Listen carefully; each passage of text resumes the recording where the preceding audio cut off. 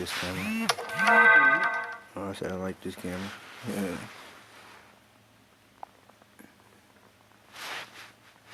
What?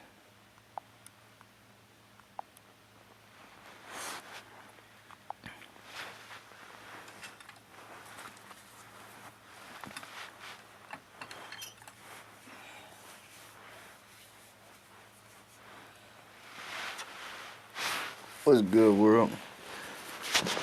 Here it is, January 2nd, 2:06 p.m., 2022. I guess the best way to start out the year would be to, it says, Proverbs 6, warnings against folly. My son, if you have put up security for your neighbor, if you have struck hands in pledge for another, if you have been trapped by what you said and snared by the words of your mouth, then do this, my son, to free yourself, since you have fallen into your neighbor's hands. Go and humble yourself. Press your plea with your neighbor. Allow no sleep to your eyes, no slumber to your eyelids. Free yourself like a gazelle from the hand of the hunter, like a bird from the snare of the fowler. Go to the ant, you sluggard. Consider its ways and be wise. It has no commander, no overseer, or ruler, yet it stores its provisions in summer and gathers its food at harvest. How long will you lie there, you sluggard? When will you get up from your sleep? A little sleep, a little slumber, a little folding of the hands to rest, and poverty will come poverty will come on you like a bandit, and scarcity like an armed man. A scoundrel and a villain who goes about with a corrupt mouth, who winks with his eye, signals with his feet, and motions with his fingers, who plots evil with deceit in his heart. He always stirs up dissension. Therefore, disaster will overtake him in an instant. He will suddenly be destroyed without remedy. There are 6 things the Lord hates, 7 that are detestable to him: haughty eyes, a lying tongue, hands that shed innocent blood, a heart that devises wicked schemes, feet that are quick to rush, where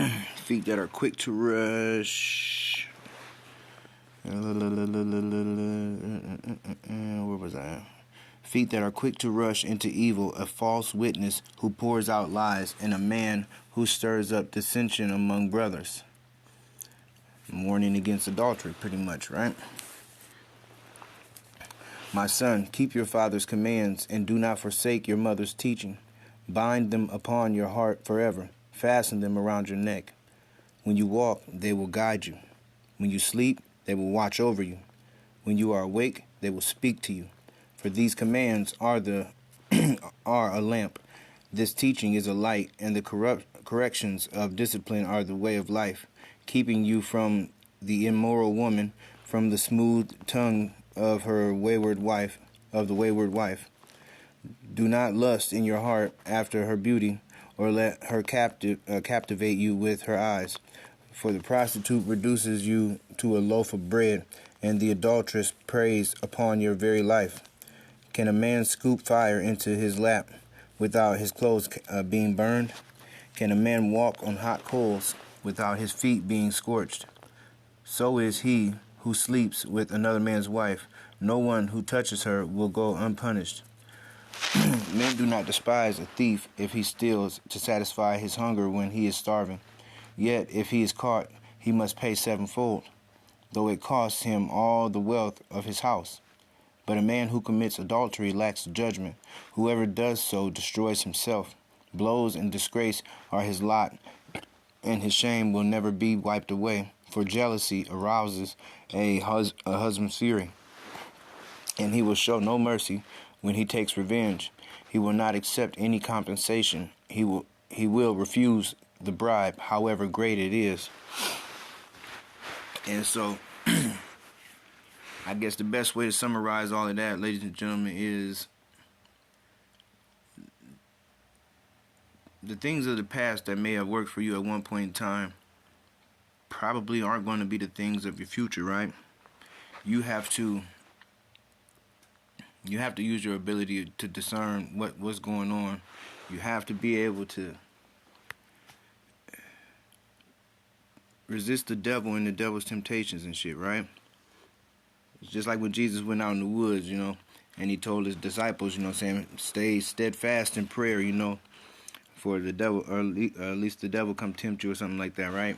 And every time people come back to check on them, they would be sleeping, Don't sleep on the greatness that you could achieve this year. Get started early. Like, I started a whole 2 days ahead of time. So on the 29th, I was already pushing things out of my life that didn't serve my greater purpose, my greater good. And I wouldn't say I was pushing them out of my life, I allowed them to peel themselves off of me, ain't no point in being sandbagged, like, really.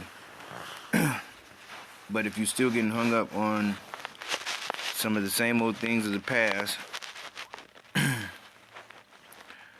you're gonna find yourself in circumstances, situations, and a whole bunch of other obstacles that you've already been around, through, over, under, and so don't play yourself in this situation. Like,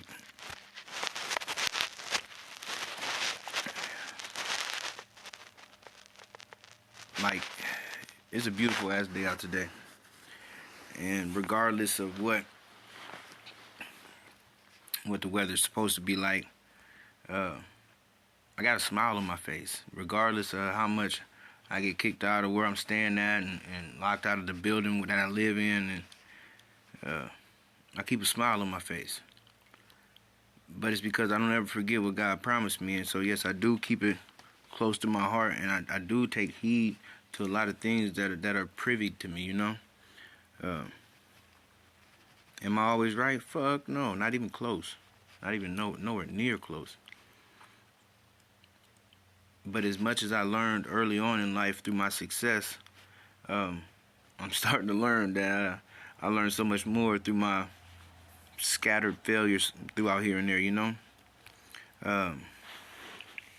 Long story short,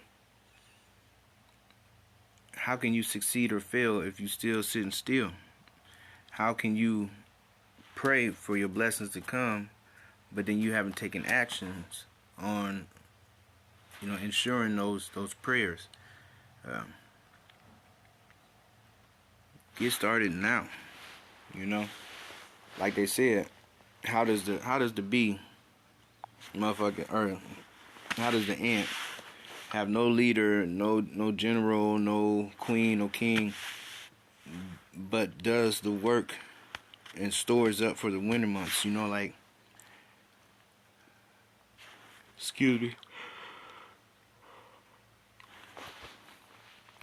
If you thinking that sitting around with your hair hanging down is gonna get you anywhere in this motherfucking world, it is. It's probably gonna get you laid back on the couch somewhere, sleeping like a motherfucker, or missing out on an opportunity that if you just stepped outside, you more than likely would have got. But I'm gonna leave this message short, sweet, and simple, man. God bless, peace be unto you, and peace.